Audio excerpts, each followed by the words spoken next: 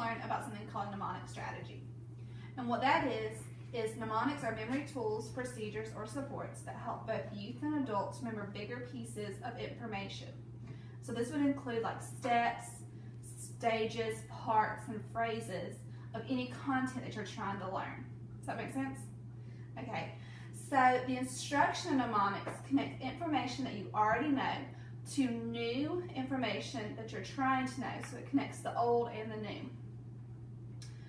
Mnemonics can connect this type of information through visual and or acoustic cues, through the use of acronyms, which is the most common, and through rhymes, linking information by creating both visual images or making up a story. So it's just creating something that will help you remember any type of content that you're trying to learn. Mnemonic strategies can be successful both inside and outside of the classroom. So they've been used through kindergarten through 12th grade and beyond to learn things like at work. These type of strategies have been used to remember shopping lists, vocabulary, appointments, fact names, and faces and ideas.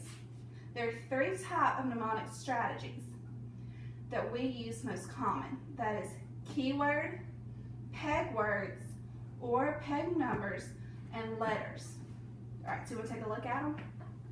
Okay, so the keyword method, that is taking a word that is familiar in sound and using it to the similar word or idea that is being taught. Okay, so keyword, think about a word that you are trying to remember. For example, peckish. Do you know what peckish means? No. I didn't either until I looked at it. Okay, peckish means hungry. How we can connect that, because we know what hungry means, is by looking at the word pecking. Peckish, pecking. Birds peck seeds when they're hungry. Pecking. So what does peckish mean? Hungry. That's right. We just took a word inside of the new word we're trying to learn, and we just made something about it. Cumbersome. Do you know what cumbersome means? No. Okay. Cumbersome means heavy or hard to handle. Can you think of a word inside cumbersome that might be heavy or hard to handle? Word inside of cumbersome? Yeah, like cumbersome. Cucumber. Okay, cucumber. Cucumber, cumbersome. It kind of sounds like the word cucumber is inside of cumbersome. So you could say like a large cucumber can be heavy or hard to handle. Does that make sense? So all keywords is taking a familiar word that sounds similar to the new word that you are trying to learn.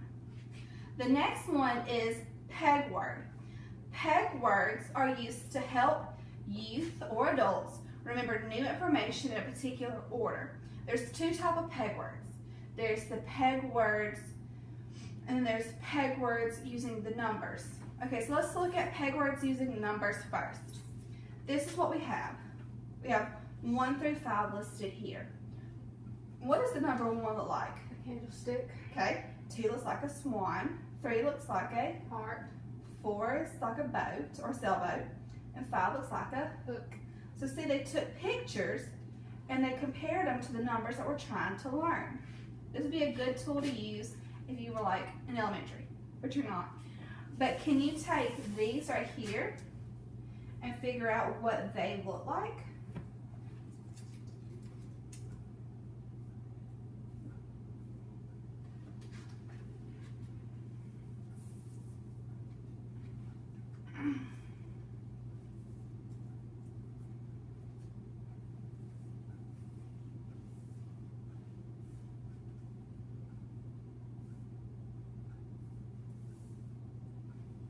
Good. You took the numbers listed and the pictures and you matched them up.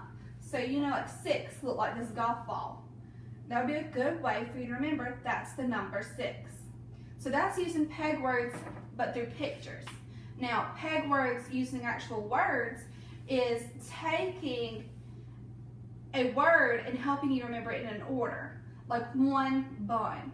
That's kind of similar. 2 and shoe. 3 and tree. 5 and hive, all the way down to 9 and wine, and then 10 and hen. Those things, they rhyme, they're similar, and help you remember it in an order.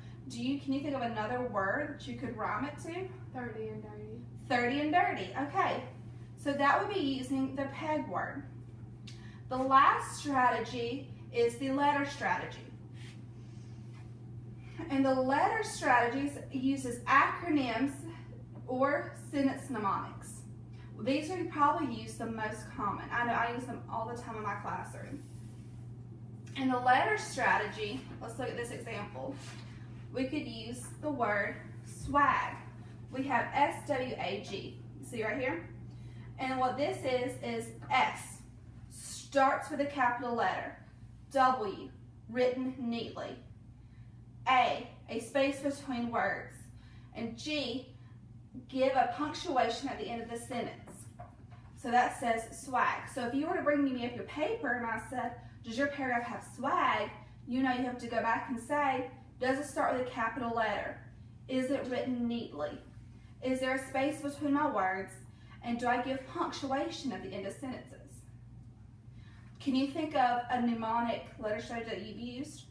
We talked about two when we were rehearsing this. King Henry. Oh yeah.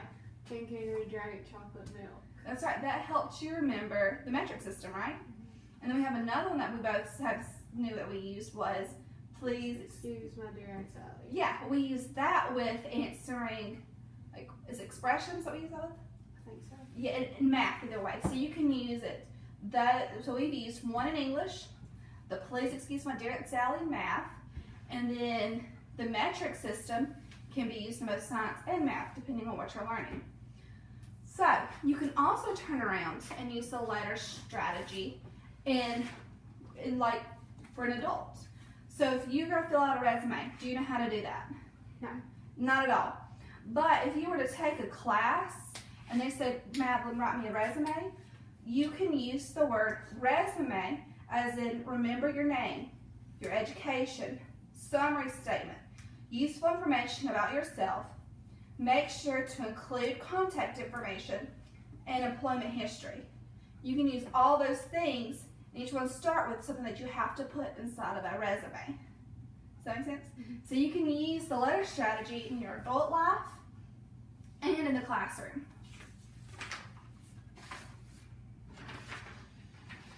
You can use mnemonic strategies in any type of classroom. Whether you're a special ed student, you can use it in resource or self-contained. You can use it from students of all grade levels, from kindergarten through 12th grade. And you can use it anytime there's just a large amount of information that needs to be remembered, like fill out a resume, making a grocery list. Anytime that you just take something that you already know and connect it to a new topic, you're using the mnemonic strategies. Mnemonics are really used frequently. People are just not aware that we use it. Like when we talked about King Henry died and please excuse my dear Aunt Sally, like you didn't know that was the type of mnemonic strategy, right? Right, but you've used them before. Mm-hmm. We use these type of strategies all the time, we're just not aware. I would use it in my co-taught classroom, both with special ed students and general ed students, because that's something that we all can just use. Personally, my favorite is the letter strategy, like the resume and the swag, the King Henry, the please excuse. That is something that I feel would be more beneficial to all the children, to all the students. As a student, what do you think you liked better? Did you like the keyword, the peg word, or the cumbersome keyword? I like the cumbersome keyword. So where could you use that at? Like during English class, spelling words. Okay, good. So see, you can use these mnemonic strategies wherever you go. You got it? Yeah.